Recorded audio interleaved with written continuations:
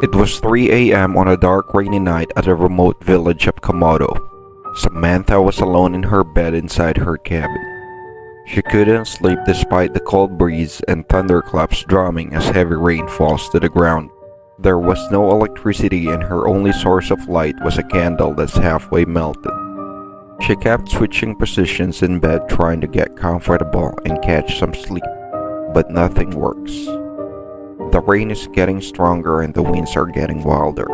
She covered herself with a blanket and stared at the ceiling, thinking, how did it come to this? A memory of her entire life flashes back. Samantha used to live with her grandmother Kathy.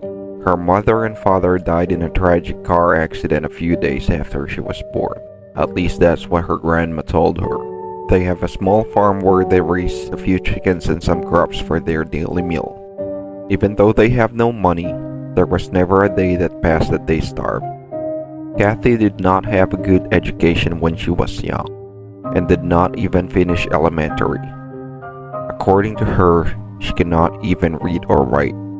Despite this challenge, she did her best for Samantha to get the education that was not given to her. Although she was almost 90 years old, she still walked a total of 4 hours every day pulling a cart of crops and chickens to sell it in town and pay for Sam's school and necessities. Despite being kind and hardworking, Kathy did not have any friends.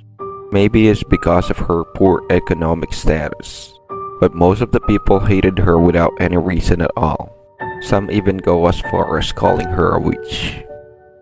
Even the people at the market who she sells her crops and livestock don't pay her the full amount and say that her products are not that good even though they were fresh. But what choice does she have? She have high hopes for Sam and wants her granddaughter to have the best education so she can fulfill her dreams. Even though Sam was always bullied in school for being poor, she grew up as a kind lady. She loved her grandmother so much and she dreamt of getting a nice job and helping her grandma after she graduated.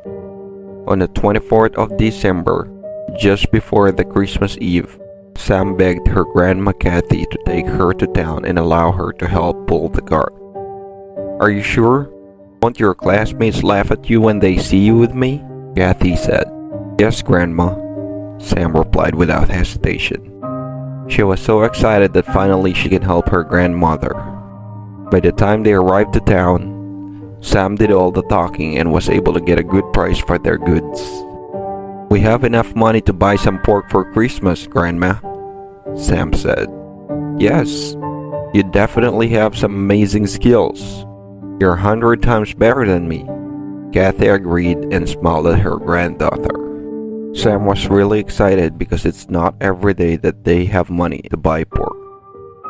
Sam and Kathy were happily walking on their way home, telling stories to each other when suddenly a very fast car hit them from behind, causing them to fly a few meters and hit the ground.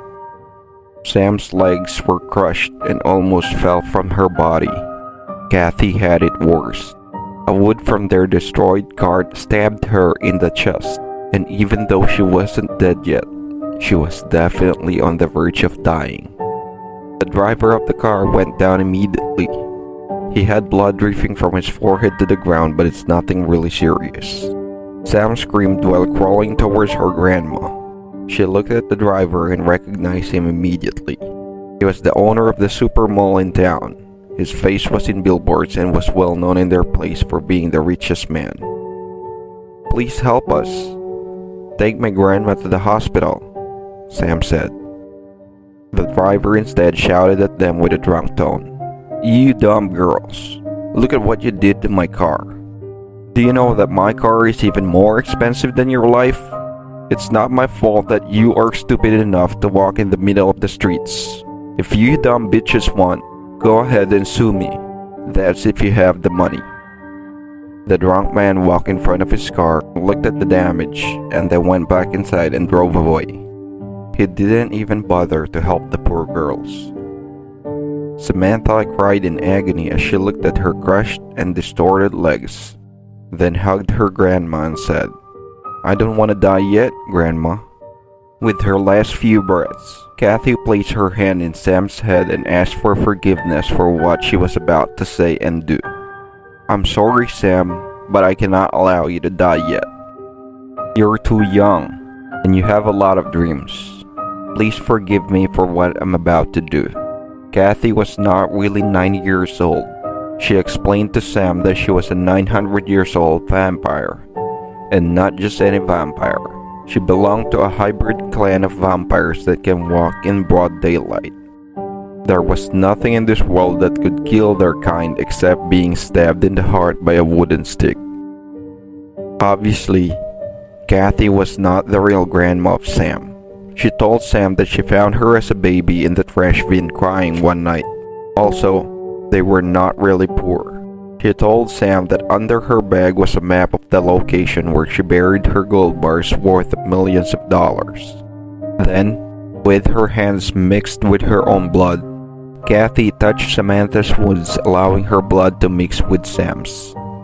Her teeth grew into fangs and bit Sam in the neck.